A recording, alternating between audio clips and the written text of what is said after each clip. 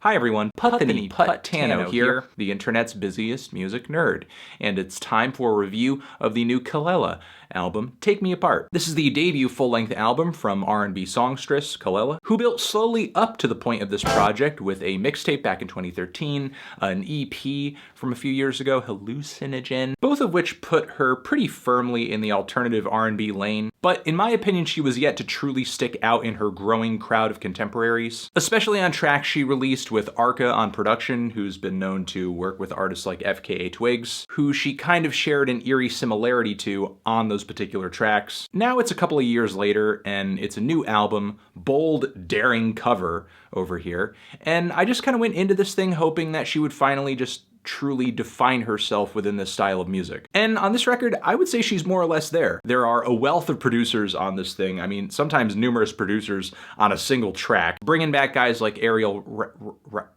right, as well as Arca, Jam City, Quest, who handle pretty much a bulk of the beats on this thing. And this record is pretty uniform in its stylistic concept, bringing together the melodic fundamentals of classic R&B from the 80s and 90s with instrumentals that sound like they're kind of from the year 3000. I would call it FAR&B, because it's like R&B, but it's far into the future.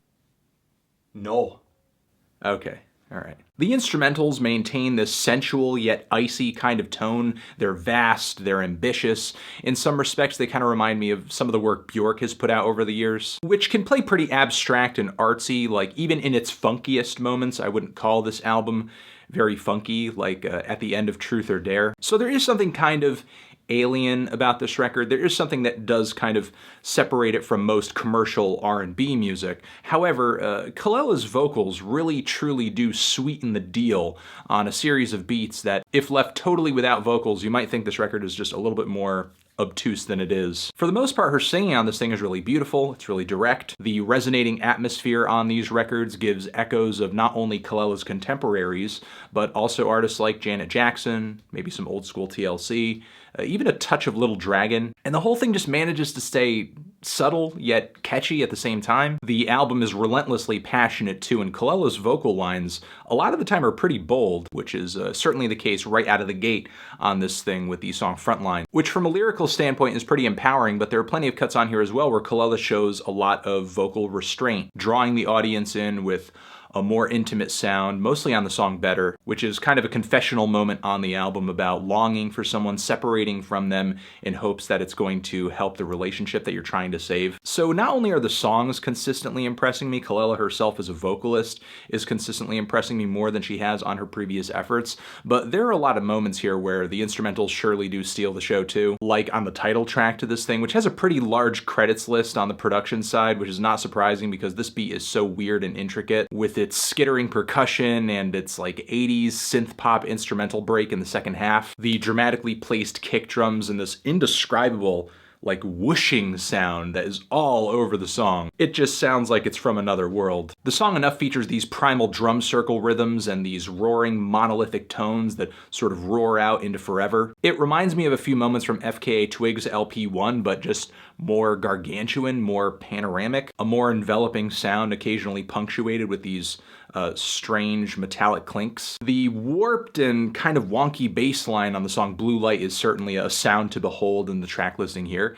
And on the song Let Me Know, if I'm not mistaken, all over the track it sounds like there have been sampled like opening soda cans opening, some watery lead guitars, a sparkling synth line, a bobbing kick clap pattern. The production overall on this thing is pretty cutting edge and really impressive, and not only is it very stimulating from a textural standpoint, but from a musical standpoint as well. Some of the chord progressions, the synth leads, and there are moments on the record that I love purely for the tune at the core of the song. To go back to the track Let Me Know, incredible single, or the track On, which to me is like, could almost be like a sleeper hit from this record. It features one of the most tense and compelling vocal lines on the entire record. There are some bustling percussion and some cinematic strings on this track too. And then there's the very dancey and airy Waitin', which is maybe the most groovy track on the entire project. Originally a song that was a little bit too steeped in atmosphere for me to be excited about it at first, but with repeat listens it really has grown on me. Meanwhile, the final track is a very mellow, almost like 80s style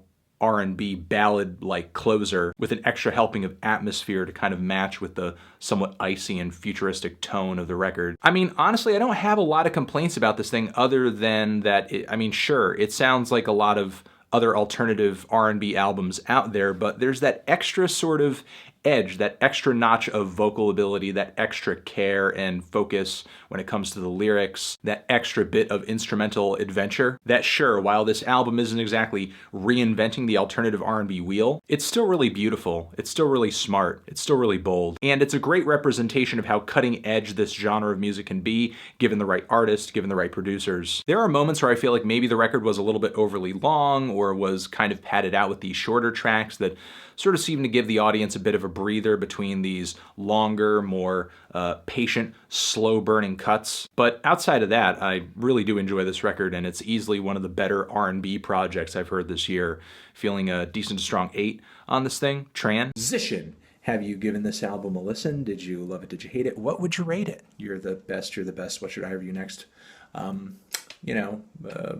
Please don't cry. Please don't die. Eat your fruits and vegetables, stay hydrated, all that stuff. And over here next to my head is an FKA Twigs review. Or you can click on the link to subscribe to the channel. And that's going to be it, guys.